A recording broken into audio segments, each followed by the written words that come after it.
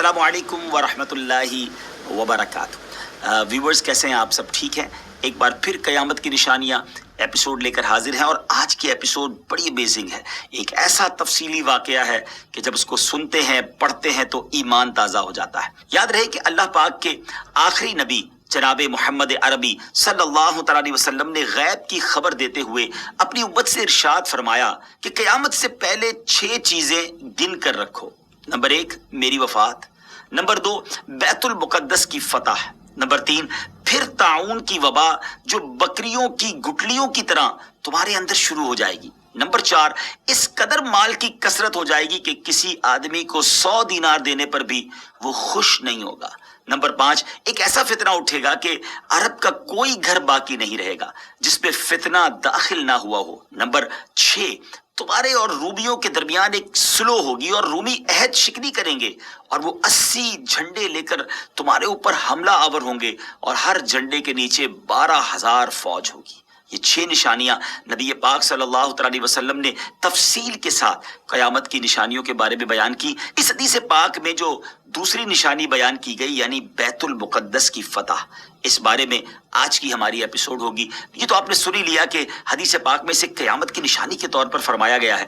اس بارے میں مزید بات کرنے سے پہلے آئیے پہلے ذرا بیت المقدس کے بارے میں کچھ سنتے ہیں کہ یہ کس جگہ کو کہا جاتا ہے اور اس کی تاریخ کیا ہے۔ بیت المقدس مسلمانوں کا قبلہ اول ہے۔ یہ فلسطین کے شہر القدس میں واقع ہے۔ بعض نے اس شہر کو بھی بیت المقدس کہا ہے۔ بیت المقدس کی تاریخ دیکھیں تو اس میں کوئی شک نہیں کہ بیت المقدس یہودیوں، عیسائیوں اور مسلمانوں تینوں کے ادیان یعنی تینوں کے ریلیجن کے لیے مقدس مقام کی حیثیت رکھتا ہے۔ اس کو القدس کا نام کیوں دیا گیا؟ اس کے بارے میں حکیم الامت مفتی احمد یار خان نعیمی رحمۃ اللہ تعالی لکھتے ہیں کہ چونکہ اس زمین میں حضرات انبیاء کے مزارات بہت ہیں، اس لیے اسے قدس کہا جاتا ہے۔ زمین کا یہ ٹکڑا انبیاء اور صلحاء یعنی نیک لوگوں کا مرکز رہا ہے۔ حضرت سیدنا سلیمان علیہ نبینا علیہ السلام کا مزار مبارک اور عالم اسلام کی مشہور و معروف مسجد اقصی بھی اسی شہر میں واقع ہے۔ رہی یہ بات کہ اس کا سنگ بنیاد کب رکھا گیا، تو اس بارے میں یہ کہا جاتا ہے کہ کعبہ معظمہ کی بنیاد ڈالنے کے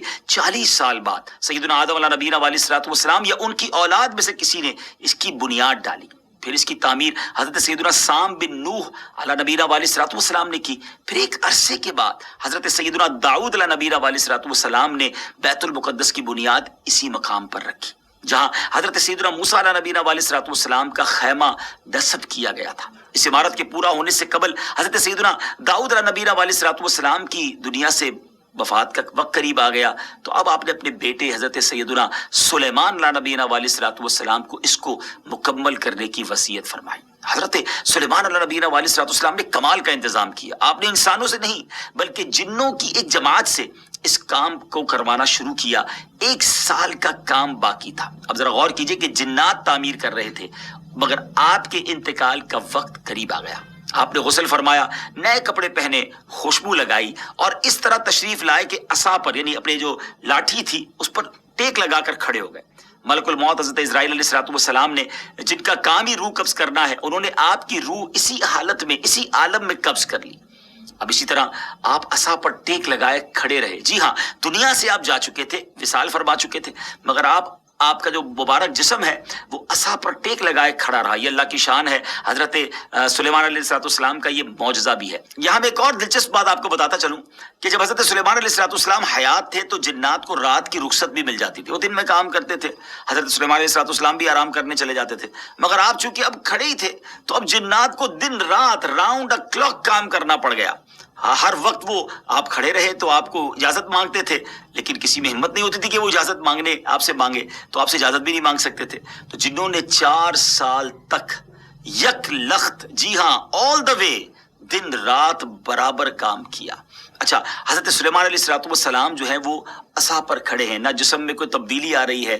اللہ اکبر، یہ بھی اللہ کے نبی کی شان دیکھیں۔ تو اس کی تعمیر کی تکمیل چونکہ حضرت سلیمان علیہ السلام کے زیر نگرانی ہونی تھی، اس لیے اس عمارت کو ہیکل سلیمانی بھی کہا جاتا ہے۔ بیت المقدس کی روشنی کا انتظام بھی نرالے انداز میں ہی کیا گیا تھا، وہ اس طرح کہ حضرت سلیمان علیہ السلام نے بیت القدس کی مسجد کو سنگ مرمر سے اور ہیروں، موتیوں اور یاقوت سے بنوایا، اور بیت المقدس کے گنبد کے سرے پر کبریت احمر، یہ سرخ گندک جی تھی، اس کا اہتمام کیا، اس کی روشنی کئی میلوں تک پہنچتی تھی۔ اللہ اکبر۔ اچھا ناظرین، جیسے اس کی تعمیر کا وقت پورا ہونے لگا تو اللہ کی شان دیکھیں کہ آپ کے اس عصا کو، اس لکڑی کو دیمک نے کھایا اور آپ کا جسم زمین پر تشریف لایا۔ پھر لوگوں کو بھی پتہ چلا اور جنات کو بھی پتہ چلا کہ حضرت سلیمان علیہ السلام دنیا سے جا چکے ہیں۔ سبحان اللہ، اتنی شاندار یہ عمارت ہے۔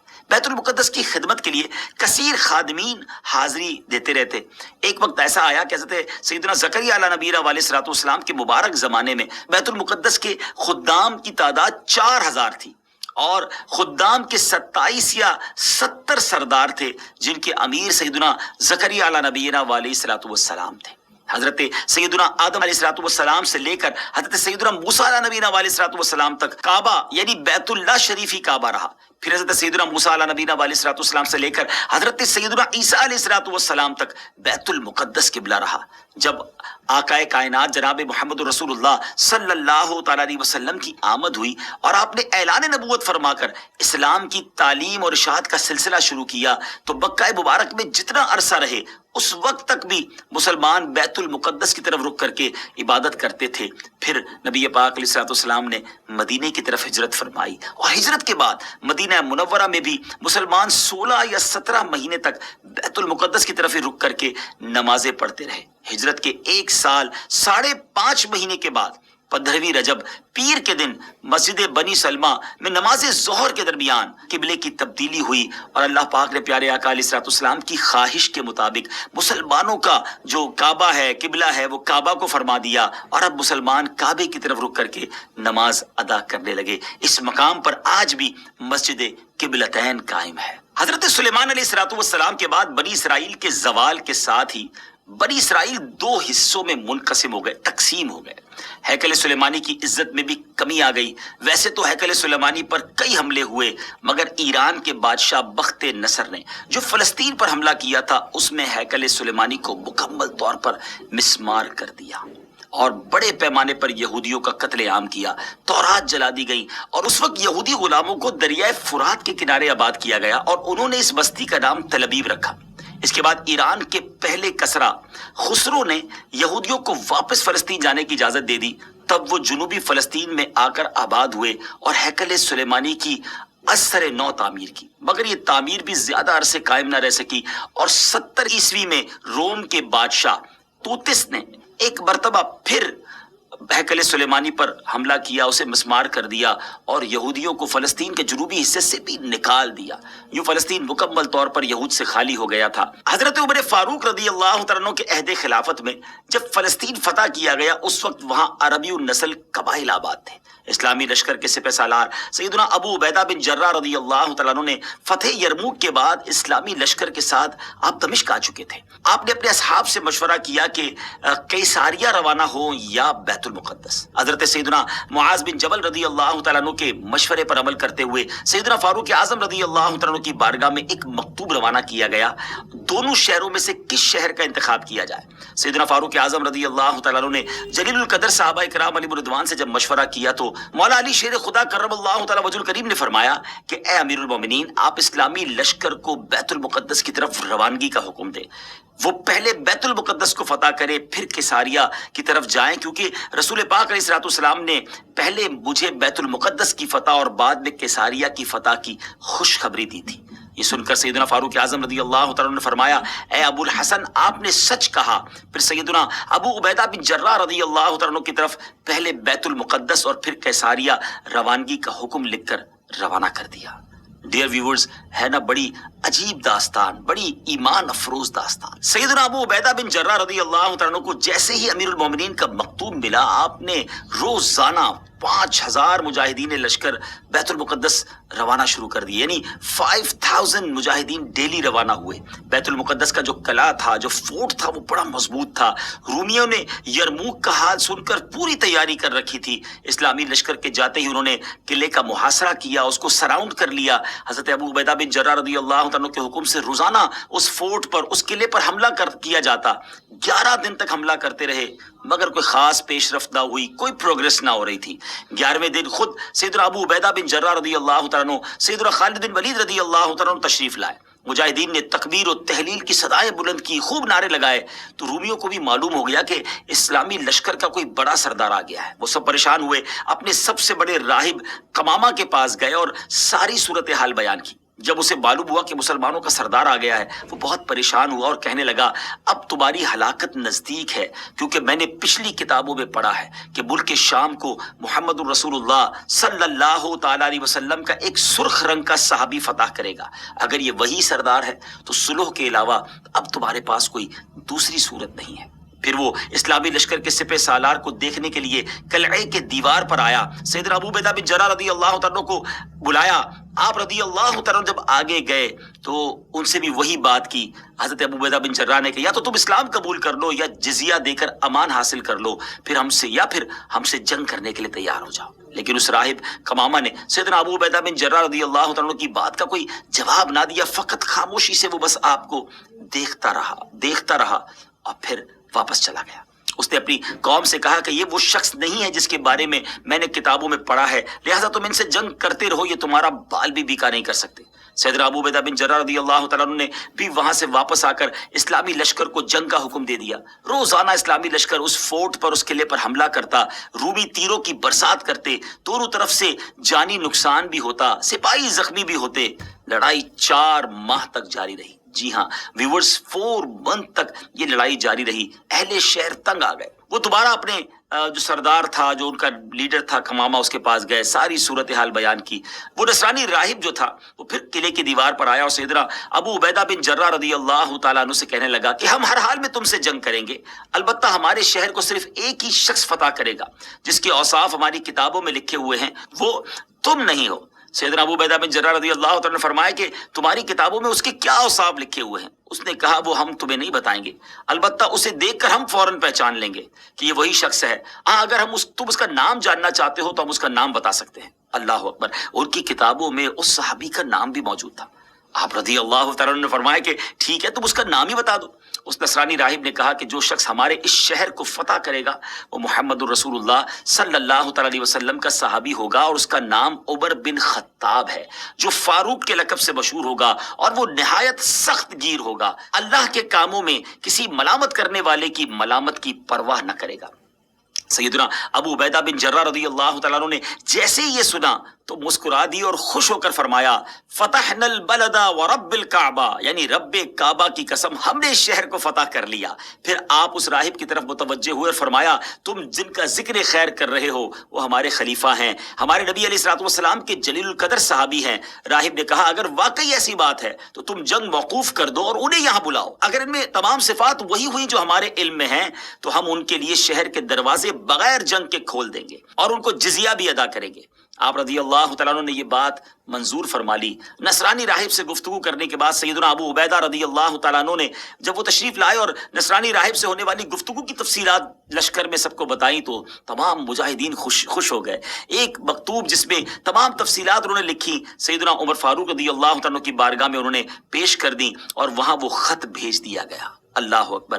جب یہ خط مدینہ منورہ پہنچتا ہے، حضرت سیدنا میسرہ بن مسروق رضی اللہ تعالیٰ عنہ مدینہ منورہ پہنچتے ہیں، بارگاہ فاروقی میں حاضر ہوئے، سلام عرض کیا، فرمایا خوشخبری لائے ہو؟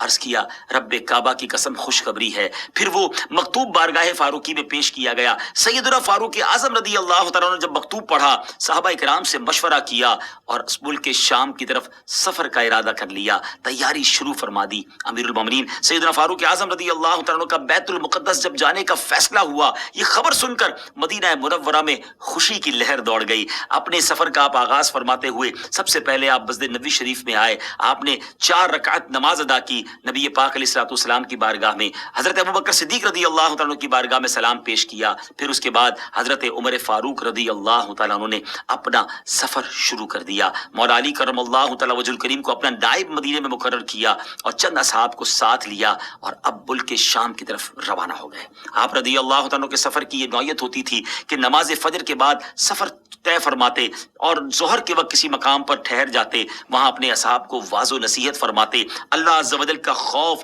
عبادت کا تذکرہ, آخرت وغیرہ پر مشتمل بیان فرماتے اور اس کے بعد ستو اور کھجور وغیرہ سے اپنا لنچ کرتے تھے. کیسا سادہ کھانا تھا امیر المومنین کا. جن جن راستوں سے آپ گزرتے تھے وہاں کے لوگ اپنے مقدمات, اپنی عرضیاں لے کر آپ کے پاس آتے. قرآن و حدیث کی روشنی میں آپ ان کا فیصلہ بھی فرماتے جاتے, یہاں تک کہ ملک شام کی سرحد میں داخل ہو گئے. اللہ اکبر. آپ نے عربی شاہ سواروں کا ایک قافلہ دیکھا. سیدنا زبیر بن عوام رضی اللہ تعالیٰ کو وہ آگے بھیجا کہ معلوم کرو یہ لوگ کون ہیں. تو حضرت زبیر بن عوام رضی اللہ تعالیٰ نے خبر دی کہ حضور جو لشکر اس وقت آپ کا بیت المقدس میں انتظار کر رہا ہے, اس لشکر والوں نے ایک دستہ بھیجا ہے کہ خوشخبری لے کر آئیں کہ امیر المومنین تشریف لا چکے ہیں یا نہیں. پھر وہ قافلہ سیدنا فاروق اعظم رضی اللہ تعالیٰ کی بارگاہ میں حاضر ہوا. ہدیہ سلام کے بعد کہا, مصافحہ کیا, دست بوسی کی, اور فاروق اعظم رضی اللہ تعالیٰ نے ان سے پوچھا کہ تم لوگ یہاں کس لیے آئے ہو؟ عرض کی حضور اے امیر المومنین, آپ کی تشریف آوری کے انتظار میں پورا اسلامی لشکر اپنی آنکھیں بچھائے, پلکیں بچھائے ہوئے ہے اور گردنیں اٹھا اٹھا کر لوگ مدینہ منورہ سے آنے والے راستے پر نظریں جمائے ہوئے ہیں. ہر شخص آپ کے دیدار کے لیے بے چین ہے. لہٰذا اسلامی لشکر کے سپہ سالار امین الامت حضرت سیدنا ابو عبیدہ بن جراح رضی اللہ تعالی عنہ نے آپ کی بارگاہ میں خبر معلوم کرنے کے لیے بھیجا ہے. حضور اگر آپ اجازت دے دیں تو میں جلدی واپس جا کر لشکر کو آپ کی آمد کی خوشخبری سنا دوں. آپ رضی اللہ تعالیٰ عنہ نے اسے اجازت دے دی. اس قافلے نے لشکر اسلام میں پہنچ کر سب کو خبر دے دی کہ الحمدللہ امیر المومنین شام کی حدود میں داخل ہو گئے ہیں. ہر شخص چاہتا تھا کہ وہ جائے استقبال کے لیے, مگر سیدنا ابو عبیدہ بن جراح رضی اللہ تعالیٰ عنہ نے لشکر کو وہیں ٹھہرنے کا حکم دیا اور خود امیر المومنین کی بارگاہ میں استقبال کے لیے حاضر ہو گئے. سیدنا ابو عبیدہ بن جراح رضی اللہ تعالیٰ عنہ کا قافلہ امیر المومنین کے اس مدینے سے آنے والے مدنی قافلے سے ملا. سیدنا ابو عبیدہ بن جراح اپنی اونٹنی پر سوار ہو کر آئے تھے. آپ نے اپنی اونٹنی بٹھائی, نیچے اترے, امیر المومنین کی خدمت میں ہدیہ سلام پیش کیا, مصافحہ کیا, گلے ملے. بقیہ اصحاب نے بھی اس طرح ملاقات کی. پھر یہ قافلہ اسلامی لشکر کی طرف روانہ ہوا.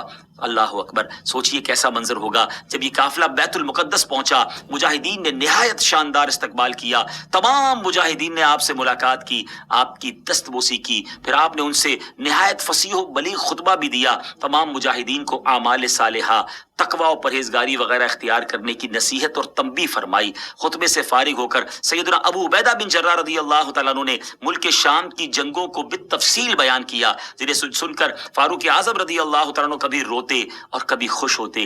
دونوں میں گفتگو ہوتی رہی یہاں تک کہ ظہر کا وقت ہو گیا. مؤذن رسول سیدنا بلال حبشی رضی اللہ تعالیٰ عنہ, جو نبی پاک علیہ الصلوۃ والسلام کے دنیا سے پردہ فرمانے کے بعد مدینہ طیبہ سے ملک شام چلے آئے تھے, لشکر اسلام میں شامل ہو کر وہ بھی جہاد میں مصروف ہو گئے تھے. حضرت جناب رسول اللہ صلی اللہ تعالیٰ علیہ وسلم کی وصال ظاہری کے بعد آپ نے اذان کہنا چھوڑ دی تھی. اپنے آقا و مولا علیہ الصلوۃ والسلام کی جدائی اور فرقت کے رنج میں وہ ایسے شکستہ دل تھے کہ اذان دیتے وقت انہیں سخت غم اور جو ہے وہ رنج لاحق ہو جاتا تھا. محبوب کی یاد ستاتی تھی, اتنی گریہ وزاری ہوتی تھی کہ اذان کو کمپلیٹ کرنا مشکل ہو جاتا تھا. جب نماز ظہر کا وقت ہوا, تمام مجاہدین نے امیر المومنین سے عرض کی کہ حضور حضرت بلال بھی موجود ہیں, ہم چاہتے ہیں کہ حضرت بلال کی اذان سنیں. نبی پاک علیہ الصلوۃ والسلام کے زمانے مبارکہ کی یاد تازہ ہو جائے گی. سیدنا فاروق اعظم رضی اللہ تعالیٰ عنہ نے سیدنا بلال حبشی کو حکم دیا, مجاہدین کی خواہش بیان کی. سیدنا بلال حبشی رضی اللہ تعالیٰ عنہ نے اذان تو بالکل چھوڑ دی تھی, کسی کے کہنے پر بھی اذان نہ دیتے تھے, لیکن فاروق اعظم رضی اللہ تعالیٰ عنہ کا حکم تھا اور بڑا وہ ادب بھی کرتے تھے, اس لیے اذان دینے کے لیے راضی ہو گئے. کیا منظر ہوگا. حضرت بلال حبشی رضی اللہ تعالیٰ عنہ نے اذان شروع کی. جیسے ہی بلند آواز سے کہا اللہ اکبر اللہ اکبر, ان کی آواز میں وہ درد تھا کہ لشکر اسلام پر لرزہ طاری ہو گیا. مجاہدین کی آنکھیں اشکبار ہو گئی. محبوب اکرم کا زمانہ یاد آ گیا. اللہ اکبر. شام کی سرزمین میں مدینے کی یاد تازہ ہو رہی ہے. اس وقت رسول پاک علیہ الصلوۃ والسلام کے دیدار سے اپنی آنکھوں کو ٹھنڈا کیا کرتے تھے, مگر وہ دیدار اب کہاں نصیب. تمام مجاہدین شدت غم سے کانپنے لگے. سیدنا بلال حبشی رضی اللہ تعالیٰ عنہ اشہد ان محمد الرسول اللہ پر جب پہنچے تو پورے لشکر پہ ایک کوہرام مچ گیا۔ صحابہ کرام علیہ رضوان نے اپنے محبوب آقا کی یاد میں وہ تڑپنے لگے، آہو بکا کا شور بلند ہو گیا۔ شدت غم سے مجاہدین ایسے تڑپتے کہ ابھی ان کے دل پھٹ جائیں گے، بعض پر تو بے ہوشی طاری ہو گئی۔ فاروق اعظم رضی اللہ تعالیٰ عنہ پر بھی گریہ طاری تھا۔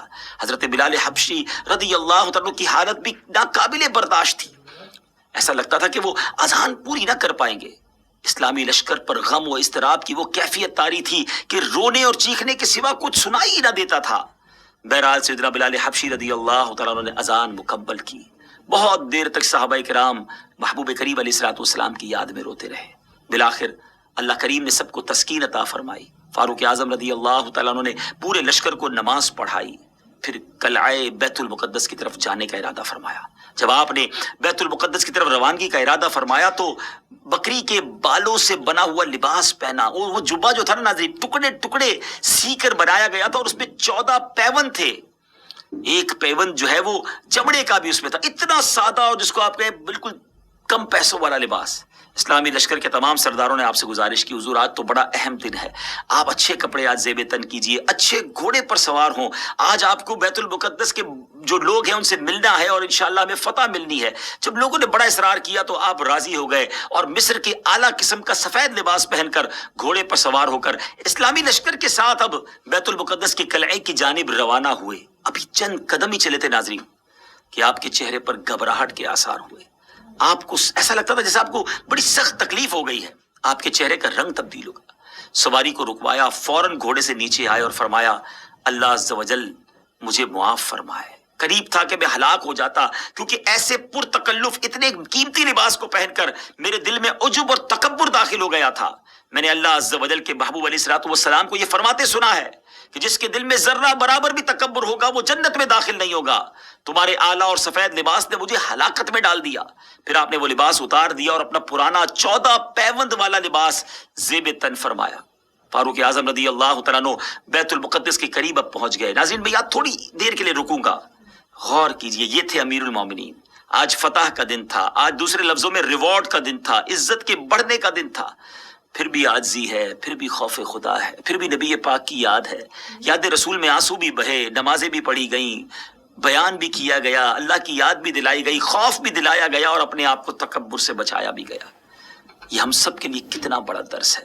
جن کو اللہ نے نوازا ہے، اگر اللہ نے دنیا کی نعمتیں دی ہیں تو اس کا مطلب یہ نہیں کہ تکبر کیا جائے اور ان خوشیوں میں کھو جایا جائے۔ آج معاملہ یہ ہے ناظرین کہ جس کے گھر میں خوشی ہوتی ہے، جس کو کوئی سیلیبریشن ملتی ہے، وہ اس کے ساتھ ہی نافرمانی اللہ کی شروع کر دیتا ہے۔ ایسا لگتا ہے کہ ہماری خوشی اور اللہ کی نافرمانی یہ لازم و ملزوم ہو گئی ہے۔ اچھا خاصا نیک نمازی بھی ہوتا ہے، اگر اس کے گھر میں جب خوشی کا موقع آتا ہے تو وہ کچھ ہوتا ہے جو بیان نہیں کیا جا سکتا۔ یہ بہت بڑی بے وقوفی ہے ناظرین کہ اللہ کریم خوشیاں عطا فرمائے اور ہم اسی کی نافرمانی کریں۔